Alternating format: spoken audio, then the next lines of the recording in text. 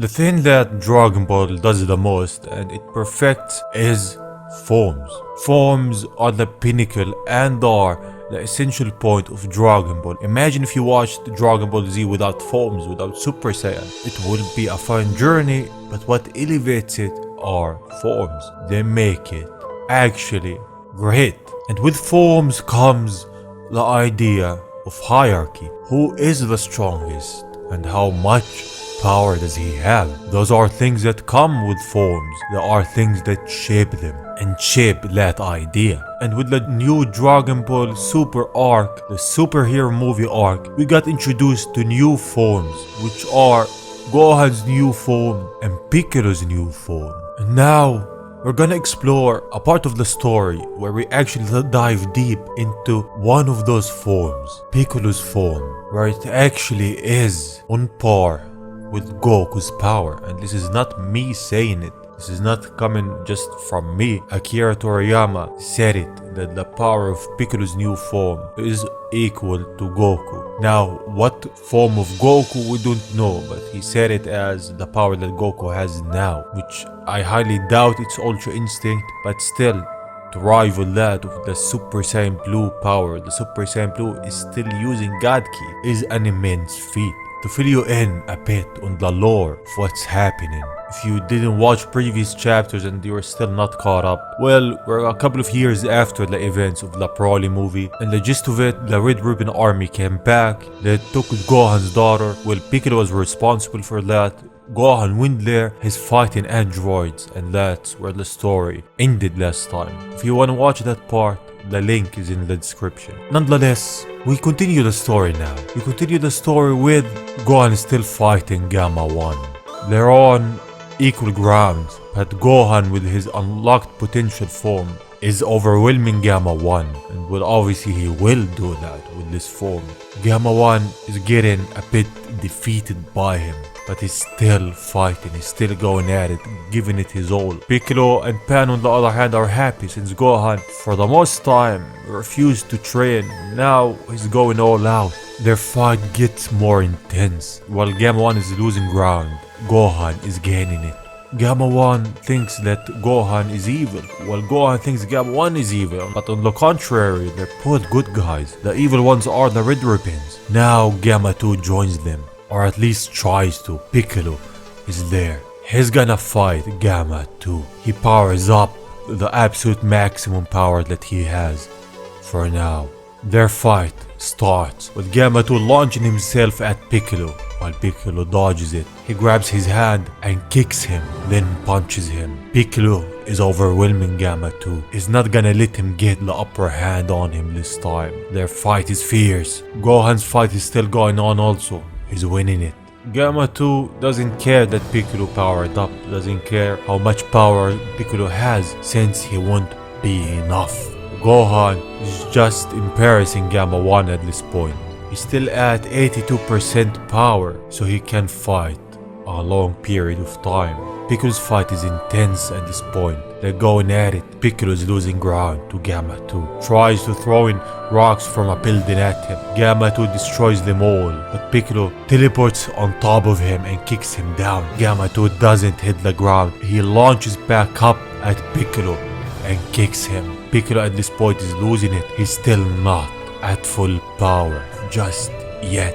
Gohan is watching him and he's worried for Piccolo. He kicks Gamma 1 and goes and saves Piccolo. Now they're both back to back. They're gonna fight like old times, like the time in the Tournament of Power. Pupil and his disciple, Piccolo and Gohan, to some father and son, but that's a different point. They both launch at their opponents, getting the upper hand this time. Gohan with a punch, Piccolo with a kick. They're giving it their all to Gamma 1 and Gamma 2. Gohan, on the one hand, is really overwhelming 1, while Piccolo is on the contrary, still not enough. Even though he's fighting Piccolo, Gamma 2 is also trying to save Gamma 1. They think that Gohan and Piccolo are evil. This is all a part of the Red Ribbon's plan. The fight continues. They both launch themselves now at Piccolo, trying to get him out of this fight. And they do. They hit the ground and even pierce it. They're launching Piccolo down. Gohan tries to save him. Piccolo breaks free. He uses his P-Mat Gamma 2, which he blocks. Piccolo tells him that maybe Magenta, which is the Red Ribbon's leader, is giving them bad intel, and he's right. But Gamma 2 can't believe it. He still goes at Piccolo, this time kicking him down with an attack after the other.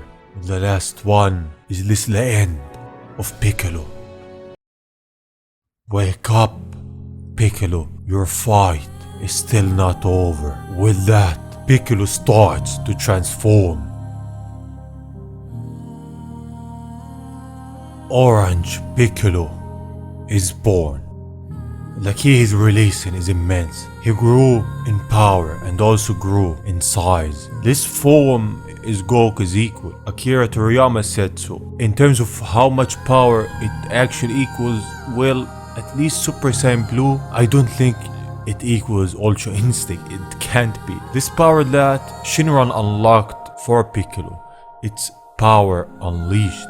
He unlocked his hidden potential just like how Gohan did it. But why does Piccolo have this much potential? Well, actually because he trains. He trained for a long time. All of his life is training, and he is a Namekian. Namekians have potential. The bridge between the dragons and everyone else, they have potential. This is why Piccolo is this strong. And this is why Akira said he is Goku's equal. And this is where our story will end.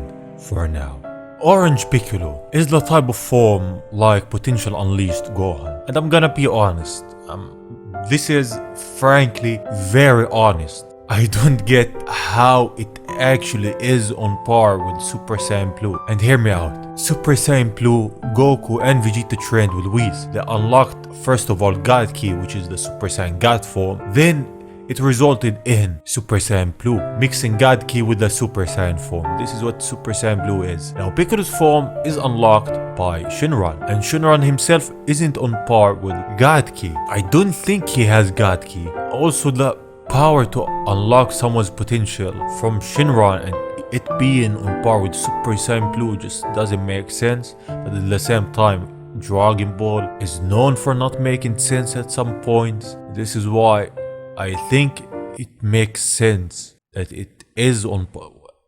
It's just a loophole. I don't think it should be, but it is. It's not me, the one who created it says. So yeah, tell me what do you think? Do you think it should be on par with Super Saiyan Blue or even Goku like Akira Toriyama said? Or do you think it should be weaker than that? Tell me what do you all think in the comments, and I will see you on the next one. Bye bye.